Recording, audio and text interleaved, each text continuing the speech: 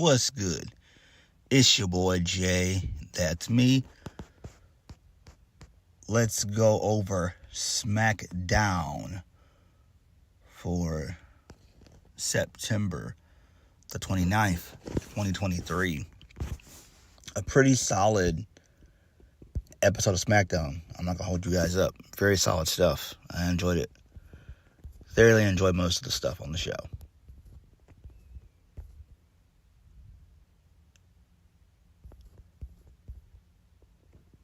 So we kick the show off with the Bloodline. So Paul Heyman gets on the mic. He does his usual stick, ladies and gentlemen. My name is Paul Heyman. He says, tonight, a rare opportunity. I don't have to do this on my phone.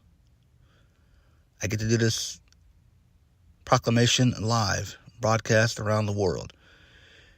Here from Smackdown in this hellhole known as Sacramento, California. So he goes on and says that we acknowledge our tribal chief, and so do each and every single one of you. Why do we acknowledge our tribal chief? Marines, because it's in his name. The second greatest of all time, John Cena, took a beating at the hands of the Bloodline that John Cena hasn't taken in at least over a decade. So then he says, ladies and gentlemen, I call your attention to the Bloodline's version of the Zapruder film. Not that I wanted to get involved with John Cena, but not that I wanted to get involved with John Cena business, but a little birdie backstage told me that John Cena is having some transportation issues this evening. And while he's fully expected to be here, you can't see John Cena because of this moment. John Cena is not here at SmackDown. You know who else isn't here at SmackDown? AJ Styles. You know why AJ Styles isn't here at SmackDown? Because he's lying in a hospital bed, sitting there watching us. And then we are seeing a clip of what happened to both AJ Styles and John Cena. So Jimmy Uso, he takes the mic from Paul Heyman. And then he does the Bloodline is in no city.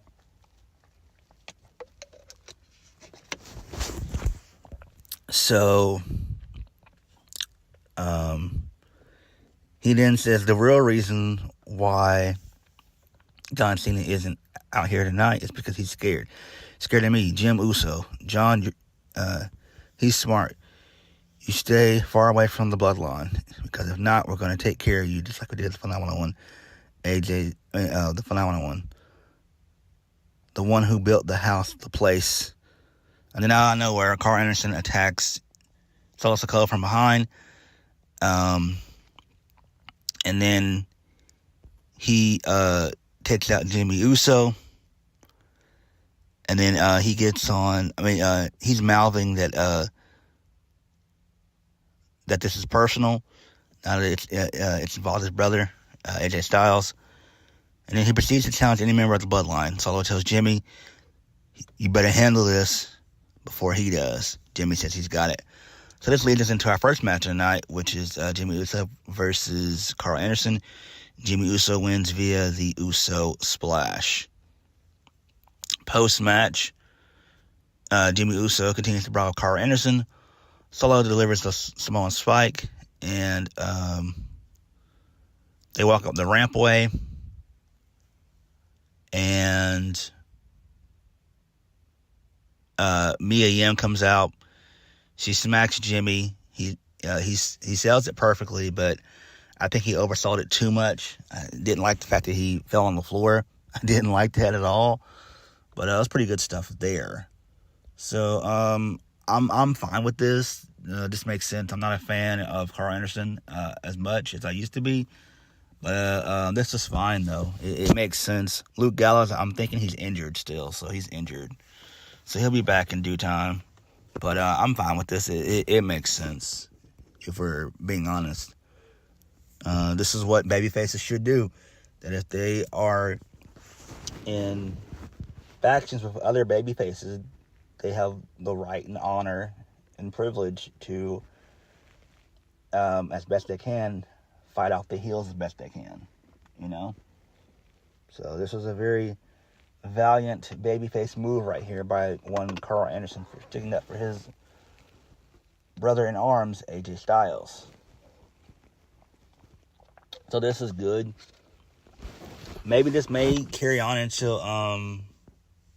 Fastlane. Well, I mean, after Fastlane's over with, maybe this will carry on over into it, but I doubt it. Moving on. So Kathy Kelly, she had a backstage interview with Santos Escobar. Santos Escobar says that he's focused. I mean, he's staying focused, but his stomach is filled with butterflies. What? Come on, man. The hell? Tonight's match is about heart. He said it before. It was his dream to face Rey Mysterio with a championship on the line. Please stop saying that shit. So, I don't understand why wrestlers have to say dream. Like, I'm tired of that. Roxanne Perez says that. Some of the other wrestlers say that. I don't like it. Stop it. Don't use the word dream. Damn. Continuing on. He said that he's been working his entire life for this moment. Now with the whole world watching, Rey is in the fight of his life. But he's not giving up his dream. May the best man win. Moving on. So Jimmy Uso, he throws a fit backstage, tossing production assistants around. We see Paul Heyman making a call to Roman Reigns. Really good stuff there. I really enjoyed that shit. I liked it. Jimmy Uso being unhinged is what's best for business.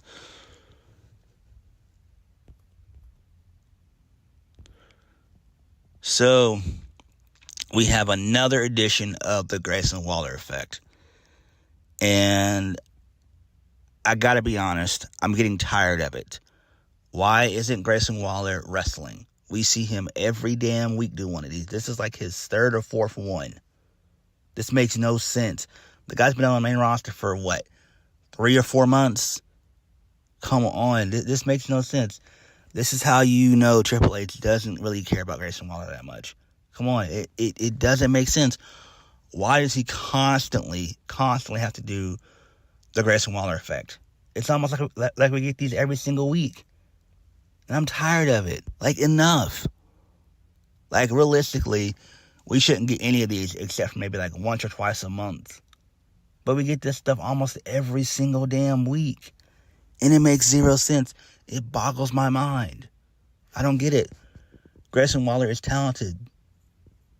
He's talented as can be. I don't understand it. Just make him and Austin Theory a tag team, and you're set.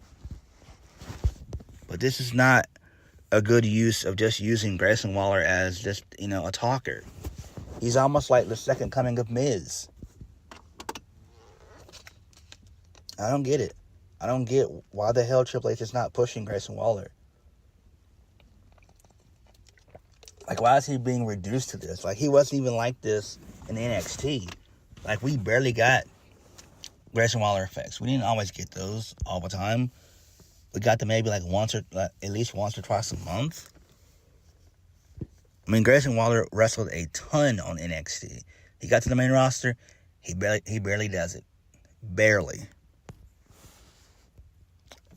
I don't know.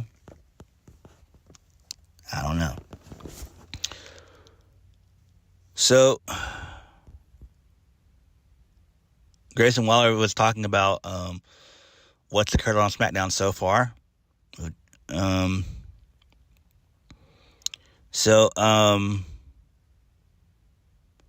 Grayson Waller introduces Bobby Lashley.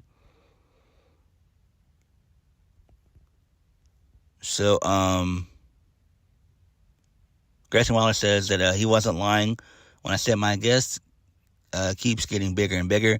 I don't know how he keeps fitting into these suits. Bobby, I really appreciate you coming on the show, especially after last week. Especially after the week you had last week. Your boys, the Street Profits, had a devastating loss on SmackDown. Bobby said, well, I made a mistake. I was looking for the next big thing. I thought they had enough pride to do whatever it takes to make it in this business, and apparently I made a mistake. I guess I have to go back to the drawing board. And then Grayson Waller says, I guess that's hard for them to hear. Bobby, I guess you're looking for a tag team. You probably need someone who's willing to do whatever it takes, who has unlimited charisma, and maybe a team that's undefeated. Maybe you're looking at a team like Austin Theory and Grayson Waller. And Bobby says, I know all about Austin Theory. I'm going to pass on that one. Grayson Waller says, I understand that, but Austin Theory's changed. He's a different guy now. If you actually get a chance to know him, he's really a good bloke. So the Street Profits, they enter, and they come down, make their way to the ring. Bobby says, I don't want to hear it. I don't want to hear excuses. I don't want to hear reasons. You want something out of me? Prove it. And then, Grayson Waller tries to get control of his show again, saying that this is super awkward. I'm going to bring the crowd back, ladies and gentlemen. Beam the light. The 150 million hit man, Austin Theory. So Austin Theory comes out. Him and Bobby have a little stare down for a bit, and then Bobby just goes back. He just goes backstage. So this leads us into Austin Theory versus Cameron Grimes, who has been sneaking and catering for months as well. I haven't seen Cameron Grimes in probably about 4 or 5 months. I thought, I'm not going to hold you guys up, I thought he may have been quietly released. I don't fucking get it. I don't fucking understand why does Triple H not use guys like Karrion Kross and Cameron Grimes. I will never know. That man is talented. Those guys are talented, and they're just sitting there rotting away and catering and probably doing stuff on Main Event. This makes zero sense. You just had all these releases. You should be pushing some of these guys. It makes zero sense. We haven't seen Cameron Grimes in months. Months. He's another one that they could be using and pushing. I don't get it. It makes no damn sense.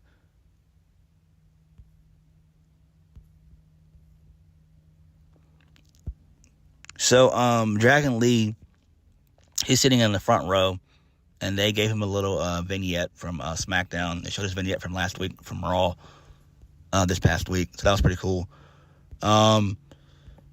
So Austin Theory gets the win via the A-Town Down.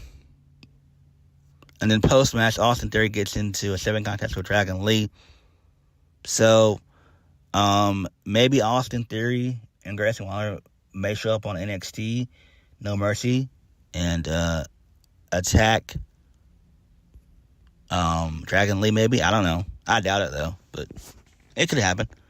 Next, Kayla Braxton is backstage doing an interview with Rey Mysterio. Rey Mysterio says that the LWO will always be family. Rey says he knows how hard Santos Escobar worked to get here. Rey said he grew up watching his father wrestle, which is Phantasmo. Rey says he has nothing but love and respect for Santos Escobar, but as the saying goes, be careful what you wish for.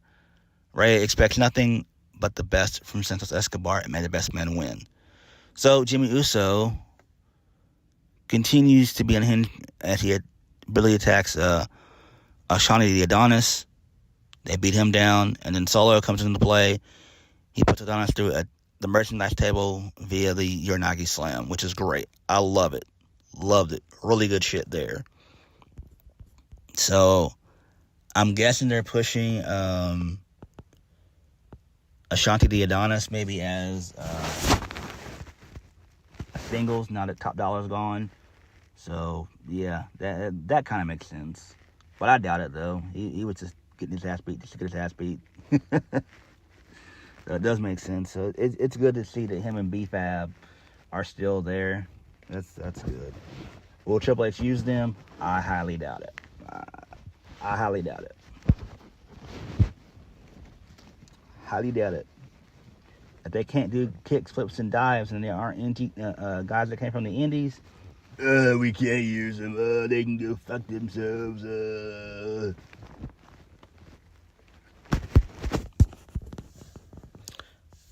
So this leads us into the match of the night. This was tremendous.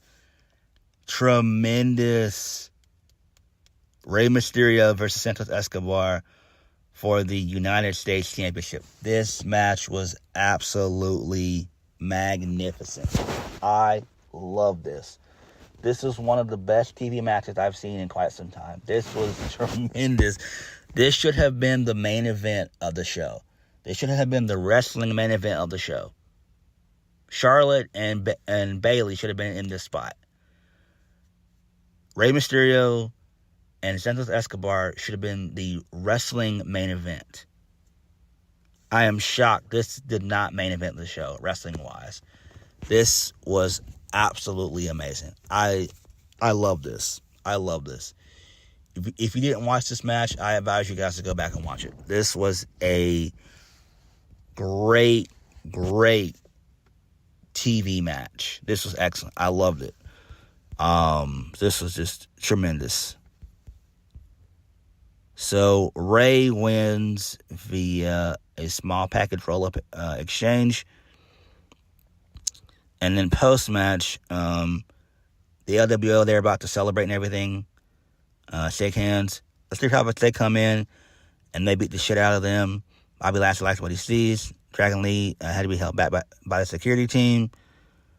And then the Street Profits, they plant Walking Wild with the cash out. And then Bobby gives the Profits his seal of approval. So that's fine there. I do like that.